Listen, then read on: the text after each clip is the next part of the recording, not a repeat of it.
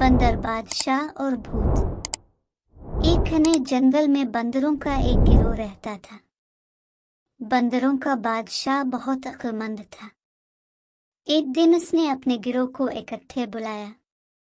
मेरे प्यारे बंदरू, हम खुशकिस्मत हैं कि इस खूबसूरत जंगल में रहते हैं, लेकिन खबरदार, दरख्त और पौधे हरे भरे और सरसब्ज हो सकते हैं, लेकिन उनमें बहुत से जहरीले फल होते हैं। तालाब साफ चमकता हुआ पानी हो सकते हैं, लेकिन इनमें से एक में भूत रहता है।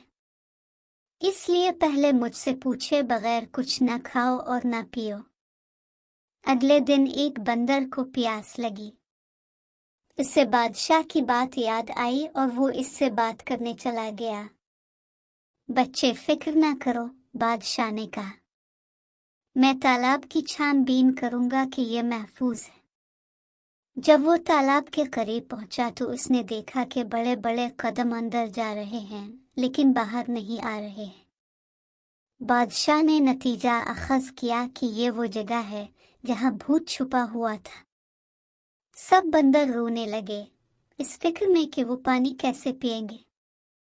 बादशाह ने उन्हें तसल्ली दी और भूत का मुकाबला करने चला गया। भूत ने कहकहा लगाया, तुम बड़े मखमसे में हो बंदर बादशाह। अगर तुम्हारी बंदर तालाब में आए तो मैं उन्हें खा लूंगा। अगर वो ऐसा ना करें तो वो प्यास से मर जाएंगे। बादशाह ने सोचा, मुझे कोई हल तलाश करना चाहिए। इसने अपने बंदरों से बांस के टुकड़े जमा करने को कहा। खोखली बांस की छड़ियों को आपस में जोड़कर उसने एक बड़ा पाइप बनाया जो तालाब का पानी चूसता था। बंदर अपने दिल की ख्वाहिश के मुताबिक पीने के काबिल थे। सबकी तरफ से बंदर बादशाह को सलाम, बंदरों ने नारे लगाया। वो भूत जिसे बंदर बादशाह ने अपनी समझदारी से शिकस्त दी थी, वो लंबे चेहरे के साथ तालाब में वापस चला गया। जब चीजें मुश्किल लगे तो कभी हिम्मत न हारें, बंदर बादशाह की तरह बासब्र और होशियार रहें।